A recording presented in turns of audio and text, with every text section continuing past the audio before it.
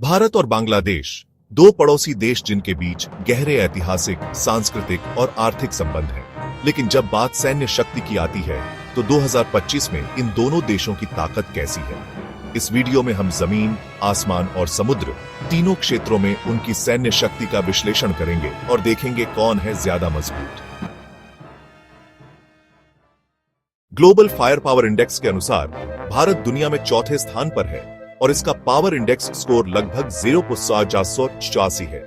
वहीं बांग्लादेश 35वें स्थान पर है जिसका स्कोर करीब 0.67 है।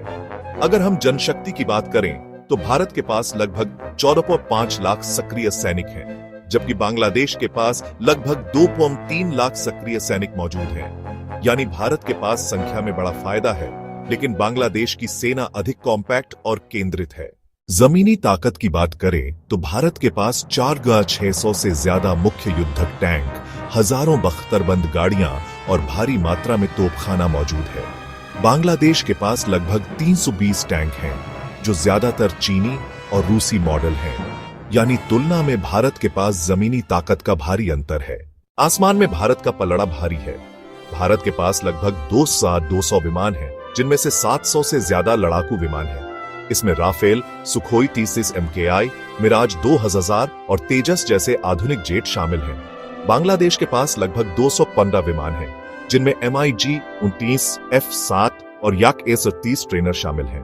हालांकि बांग्लादेश अपनी वायुसेना का आधुनिकीकरण कर रहा है, लेकिन संख्या और तकनीक दोनों में भारत आगे है। समुद्र में भी भारत का दबदबा है। भारतीय नौसेना के पास लगभग 290 युद्धपोत हैं, जिनमें 2 एयरक्राफ्ट कैरियर, 18 पनडुब्बियां, डेस्ट्रॉयर और फ्रिगेट्स शामिल हैं। बांग्लादेश की नौसेना के पास लगभग 90 से 100 जहाज हैं, जिनमें 2 पनडुब्बियां, कुछ फ्रिगेट्स और पेट्रोल क्राफ्ट शामिल हैं। ये क्षेत्रीय सुरक्षा के लिए पर्याप्त है, लेकिन वैश्विक शक्ति प्रदर्शन के मामले में भारत से पीछे है। भारत हर साल रक्षा पर अरबों डॉलर खर्च करता है। साथ ही DRDO जैसी एजेंसियां आधुनिक हथियार और स्वदेशी तकनीक विकसित कर रही हैं। यानी भारत केवल आयात नहीं करता, बल्कि अपने हथियार खुद बनाता भी है।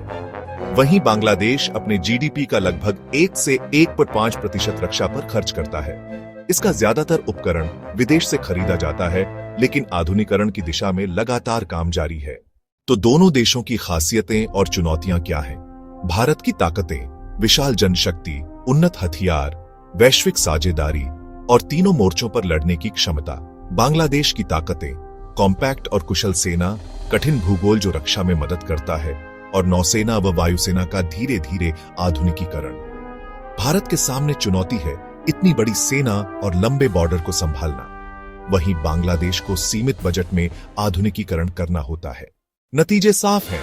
परंपरागत सैन्य ताकत में भारत का पल्लड़ा भारी है, लेकिन बांग्लादेश अपनी क्षमता को लगातार मजबूत कर रहा है और अपने बचाव को प्राथमिकता दे रहा है।